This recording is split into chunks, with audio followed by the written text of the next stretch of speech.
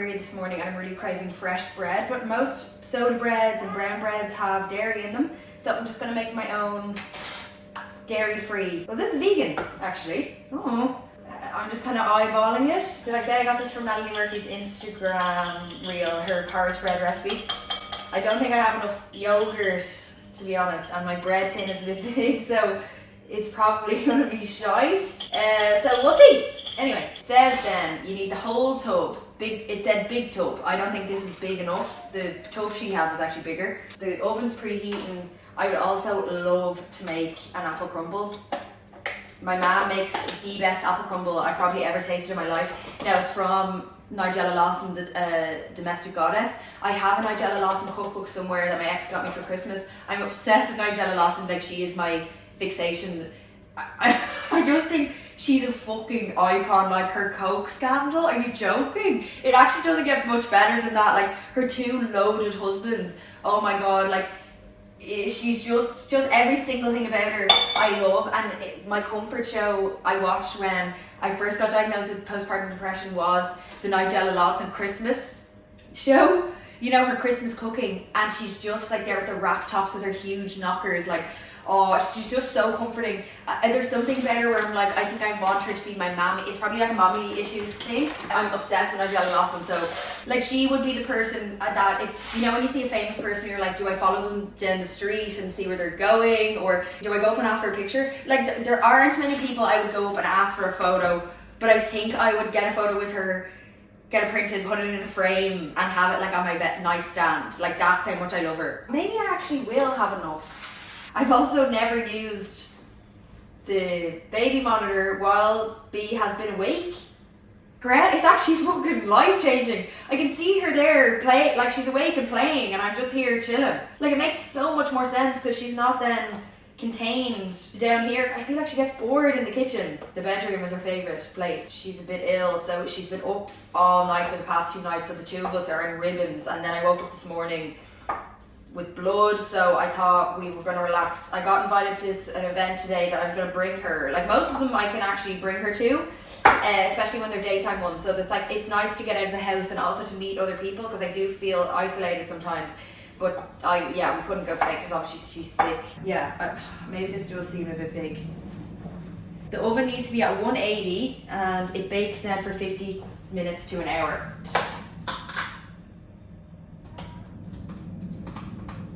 Also with this baby monitor, you can talk into the camera. I haven't done it before, but if she's looking for me or whatever, I can talk into it. It was only like 80 quid, because I went into, now I love Bella Baby and Mamas and Papas in Dundrum, and the nursing room in Dundrum is so good. Like a big playroom, ball pit, books, like it's the best ever for kids. And I'm not really like a shopping centre person, like it's not really my thing, but it's so good if you're feeling overstimulated. It's nice to get out of the house, and like whenever I needed baby things immediately and I couldn't, you know, I didn't want to wait for shipping, I would go into Bella Baby or Mamas and Papas. That's where we got her buggy, in Bella Baby, and they're also nice there. But anyway, like for shopping for me, it's not great. Like I wouldn't like to. I can't believe I'm talking about a shopping centre right now. They had all the VTech ones in Mamas and Papas, except for this exact, because I didn't want the ones that connect to Wi-Fi, like the real high tech ones, because people can hack them. You know, the ones that connect to your phone. So I just wanted the standard, like just only connects to the monitor. It didn't have that one for some reason, and the ones that have Wi-Fi, they're like 200 quid, and I was like, is that the normal price of them? I feel like that's really expensive. And then one of the guys working there was like, no, these are expensive, order it online, just get the standard one, like it's perfect. Like it's high def enough, you, like the microphone on it is really loud, it's perfect, it lights up when the baby starts talking or making noise. So yeah, I just ordered this one then off Boots, and it only took like 2 days to arrive because it was Boots Ireland, so it wasn't coming from far. I feel like I'm not doing it right. Now, so I made a sort of half loaf. I presume this isn't going to rise because there's no flour in it. I don't know, I could be wrong. Here we go.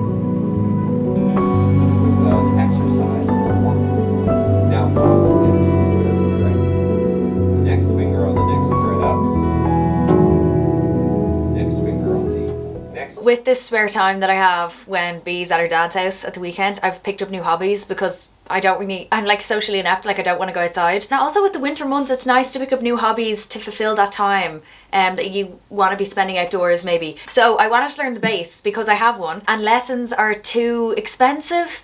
I don't want to leave the house, it's so much of an effort. So I was trying to find good video tutorials. Then Skillshare, of course, duh. So Skillshare has a full beginner's bass course. It has a learn to play bass beginner masterclass with Jacob Lamb, and they also have then an intermediate masterclass. I'm still in the beginners because I only have like 1 day a week to practice. So because if I practice with the baby here, like she's trying to smash the strings or like rip them off. But I've done their creative writing course before. I've done a cinematography course before. Anything you're interested in, Skillshare will have it. They're real easy to follow and also really high quality as well. Like they have videos here on Notion for YouTube creators, easily manage your creative projects. They have 3D modeling in Blender, design your first 3D object, how to successfully publish a picture book, writing extraordinary poems, create poetry that sets you apart. They have literally anything you can think of, they have it on there. They also have beginner guitar lessons, they have piano for beginners. So anything that you can think of or that you're interested in trying and you want to do from the comfort of your own home, and it's really affordable as well. So the first 500 people to use my link will get access to one of Skillshare's best offers, which is 30 days free and 40% off your first year of Skillshare membership. Then it's like you're literally getting to learn stuff for free. So I really love Skillshare for that.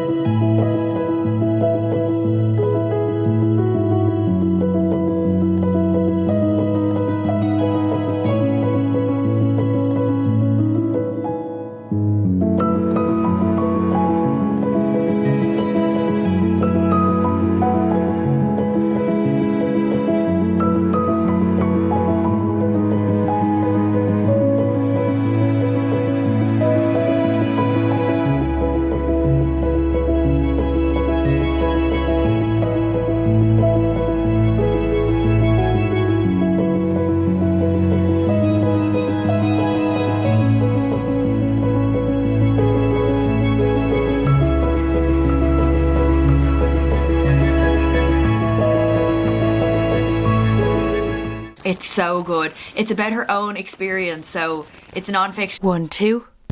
Literally so fucking annoying, but anyway, I'll go through with the books now that I was saying in the last clip. I've been going through a reading slump basically since the summer. Just every single book that I've been picking up, it's just not itching that scratch that I had. There was nothing that was coming away going, oh my god, that was fucking amazing, and like telling everyone to read it. I've had a really good run the past 3 books. Now I'm only halfway through this, but it is so good. Anyone who has ever gone through a breakup, anyone who is going through a breakup, this is perfect.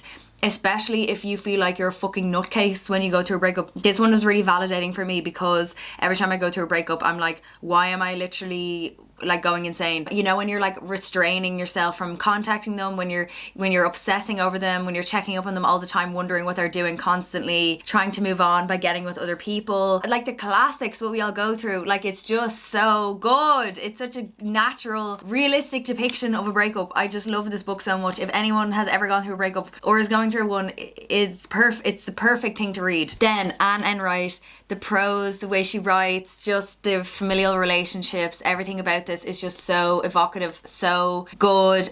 So I was trying to think of a fancy word. So good. Brilliant book. A good literary fiction if you're into that sort of thing. This was the best written book I've read in a while, like in a good while. In years, I'd say. Really good. And then Patrick McCabe, such a little quirky read, real fun, different. You hear it in their voice. It's more like, it feels more like written in that person's you know, sort of like the Catcher in the Rye with the way it's written in his accent and stuff. This is so good. You can hear the voice in your head if you've seen the movie. Like, it's just good. And I never really watch a movie and then read the book, but this is the first time I've ever done that. But anyway, notes on heartbreak. So the reason I wanted to film and the fucking 20 minutes of footage that I lost, basically I was just talking shite light, but it was actually important, because if anyone else is going through a breakup, I feel like it was a really important discussion. But maybe I'll articulate it better now because I'm saying it for the second time. Now, this breakup is obviously very different to my past relationships, because I have to be more contained. I can't fucking lose the rag. I can't stay in bed for 2 weeks and not eat. And I also can't leave the house and I go to work to distract myself either. Like other breakups, when I had a more conventional job, I'd be getting up, going to work, talking to my friends. You'd be distracted all day. Like, you're not on your phone all day. Whereas now when I'm at home looking after the child that we made together, it's like a constant reminder. So obviously it's much more difficult, but I feel like I actually am dealing with it with a much healthier way, because my last breakup, like, I was going out it was during lockdown at the start, but then once lockdown broke away, I was going out every night, like having sex with people, and I was giving away my energy to people that don't love me or respect me. And you know, when we all go through breakups and make the list, like we've all made the list, the list of what you're like, my standards will be so high now, and I'm gonna get with someone so much better. And even though all that shit goes out the window, once you actually start liking someone, you realize everyone's flawed and you're gonna love people regardless. But when we make this initial list of, you know, these are the attributes that my future partner's